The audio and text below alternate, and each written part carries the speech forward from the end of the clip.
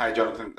Questions connected, I guess, to this is about the report in the Sunday Telegraph on the weekend about 600,000 unemployed EU migrants in the UK, and it claims that it costs just the NHS 1.5 billion. Could you just any comments on that and clarifications, if any? Well, clearly, yes, we noticed this press report. I have to say that this report on behalf of this Sunday newspaper in the UK was a gross and totally irresponsible misrepresentation of the facts. The 600,000 people they are referring to, and which are mentioned in a study which the Commission has just published at midday, refers to non-active EU nationals in the UK.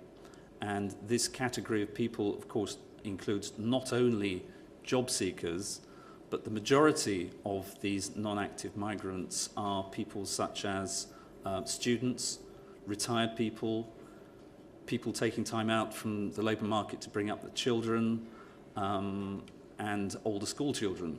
So it's interesting to note that there are figures in the study which are taken from the UK's Department of Work and Pensions, which indicate that in 2011 there were fewer than 38,000 claimants of job seekers allowance from other EU countries. So you can make the comparison yourself. 38,000 according to the UK's own figures compared to 600,000 quoted by this particular Sunday newspaper. In fact, when you compare the rates of non-active people amongst EU migrants in the UK, it's only 30% of all EU migrants in the UK compared to 43% of UK nationals in the UK. Now, this is explained by the fact that, generally speaking, EU migrants tend to be younger and more economically active because EU migrants tend to go to other member states in order to work. And if you were to apply the same reasoning as this particular Sunday newspaper to the UK figures, that would mean that there would be more than 12 million unemployed, which is clearly not the case. The unemployment rate against EU migrants in the UK is lower than the unemployment rate amongst UK nationals in the UK. 84% of non-active EU migrants in the UK are relatives of an economically active EU citizen, and 2/3 of the non-active migrants in the UK have previously worked in the UK, and that 2/3 figure corresponds to the, in fact, to the EU average. As regards the costs for NHS care, the study indicates that there are around 379,000 non-active EU nationals eligible for NHS care in the UK. The cost is between 0.7 and 1.1% of total UK healthcare expenditure, which is the equivalent of between 0.07% and 0.1% of total UK GDP. So we're talking very, very small proportionate figures here. And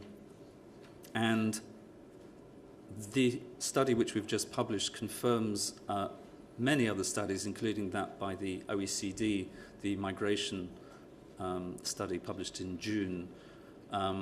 It indicates clearly that the vast majority, in the vast majority of countries, including the UK, EU nationals pay more in tax and social security than they receive in benefits. In other words, the more migrants you have from other EU countries, the more beneficial it is to your welfare system, because they pay in more than they take out. So all in all, the reports in that particular Sunday newspaper was grossly inaccurate and irresponsible. Irresponsible because there are clearly many perceptions amongst people that EU migrants are a problem.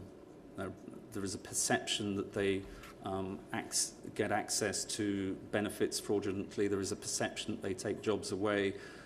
Whereas in fact, all these studies demonstrate clearly that EU nationals moving within the EU are of great benefit to the host countries. Okay, thank you very much. You will also remember last week that Vice President Reding set out the 5 very concrete actions, putting this in broader perspective, ensuring that free movement rules strike the right balance between the rights that migrants have and their obligations. So just to recall that also in this context.